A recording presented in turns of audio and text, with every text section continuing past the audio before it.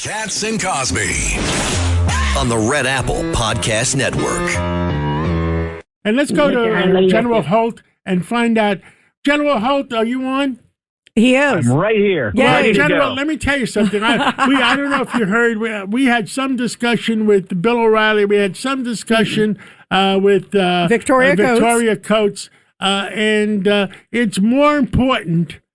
My opinion was it's more important to bring down the price of energy, bring down the interest rates, and move on, because it's more important to win November than what the heck is going on in Iran. That if we fought the war, it could go on for another 2 years. I can see the track, John. There's a lot of things happening out there. If you put the pieces together, it looks pretty good, because I don't think the president is really negotiating with the guy who calls himself the leader of the country. In fact, it's like there's two separate conversation sets going on. The Planet of the Apes. Yes. Wait a minute. If you looked at oil futures this morning at $89 a barrel, something is going on, and it looks really good. And what do we mean by that? Well, the president's now talking again about the Abraham Accords. Well, the Iranians are never going to sign on for that. Oh, wait a minute. The ruling regime is never going to sign on for that, but maybe the resistance movement would. And then if you look at the markets, well, you've got Turkey and other countries dumping their treasuries to raise cash. They're doing whatever it takes, but, we're going to come out of this thing, I think, looking pretty darn good financially, because the ones who have been adversaries to us, they're getting wrecked. And actually, these are the ones from NATO that haven't even raised a finger to help us. Right. So I think this is going to get wrapped up pretty shortly. To your point, the midterms loom. That is a shot clock that is not going away. But you can see, if we get on the other side of this thing, gas starts plummeting, the dollar gets stronger. And it gives the Fed a reason to bring interest rates down. Absolutely. And then Warsh can bring down the interest rates, and now we're looking pretty darn good going into the fall. So, Blaine, what happens this week with all the blockade, with everything? Where do you see this week going? Well, I think the president is playing a nice game of, I'm going to wait you out and you're going to fall under your own weight. But we've really got to get after Karg Island, the oil that's being dumped into the straits. This is what's keeping China on the sidelines for right now. We got to secure that. We got to get shipping back underway, expose the lies of Lloyd's of London. That's the only reason things are not moving through the straits, because they're threatening everybody. If you play ball with Trump, we're not going to play ball with you later. And all these things, they're coming down. Scott Bessent is as much an active duty general in this war as anybody else. And he has taken out the laundering and the scam bankers. And you can tell when countries like UAE say, oh, no more OPEC for us. We couldn't possibly.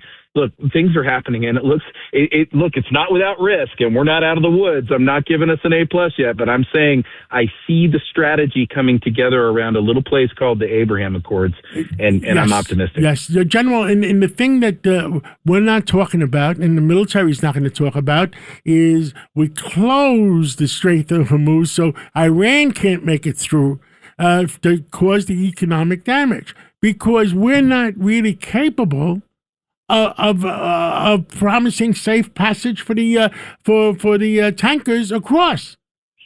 There's too many. Pretty soon we will be, because the mines are going to get wrapped up, and then we're going to have a good time of it. I hope so, because with all those supersonic weapons, you blink your eyes and something gets hit. That is exactly right. And that's why we have to take our national security very seriously, because we have a whole new suite of weapons out there on the planet. That's why the president is so big on Greenland. We cannot put a nation out there that's vulnerable to 7 minutes warning on a nuclear attack. And so that's why this Monroe Doctrine 2.0 is so very important. And the president is right to do so. And the Abraham Accords. Let the Arab nations, let all the Arab nations, all of them, eventually control what goes on in Iran. No, that'd be great. That would be great. Make them accountable. That's what I love about that. Make them a part of the security force. And bring our forces home. Because you can't depend on NATO.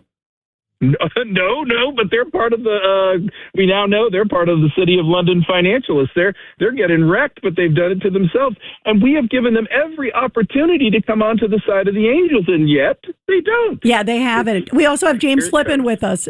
General Holt, I wanted to ask you a question about what you were discussing with the oil being leaked into the Persian Gulf. And the fact that this is really, in essence, being done because Iran doesn't want to shut down their oil fields and they have nowhere to put the oil. Are you surprised that that's not being used more from a strategic standpoint? In other words, that's an environmental crisis that the traditional political left is going to be sensitive towards. And I feel like there's the ability to use some of that soft power in the what I typically call fake news media to say, hey, look, this is just a massive environmental crisis here that the mullahs are okay with because they have nowhere else to put their oil. Are you surprised that's not being played up more in the news? No, I'm not surprised at all because they know no bounds on hypocritical behavior when it comes to the altar of the climate change worship. Here's another case in point. Come to the United States where we're concerned about resource utilization on data centers going up, and we need to get that balance in check. But I don't see anybody who's all greened up going, oh, I'm so upset about this data center. They're just not doing it. So it's the same thing here. The crisis in the Straits is not as bad as what we saw in Iraq in the early days of that war, but we really need to keep those oil fields healthy for the free Iranian people as they come on. They're going to need that economy. Hey, guess what? China's going to need it too, and they're on the sidelines right now. We need to keep them right there. Yeah, good point. Well, we'll see what happens. I think this week is going to be a big week, Blaine. We'll see where it goes. Huge week. Yep. Huge week. I agree. Thank you, Blaine, very much. We love having you. And joining us now, thank you. And obviously thinking of you and obviously your comrades on Memorial Day. Thank you, Blaine. Thanks for listening to Katz and Cosby with John Catsimatidis and Rita Cosby. You can hear Katz and Cosby weekdays at 5. It's the 5 o'clock show on 77 WABC. If you like the podcast, share it with your friends and listen anytime at WABCRadio.com and download the WABC Radio app. Hit that subscribe button on all major podcast platforms. Plus, follow WABC on social on Instagram, TikTok, Facebook, and X. See you next time for a new episode so you never have to wonder. What the heck is going on here?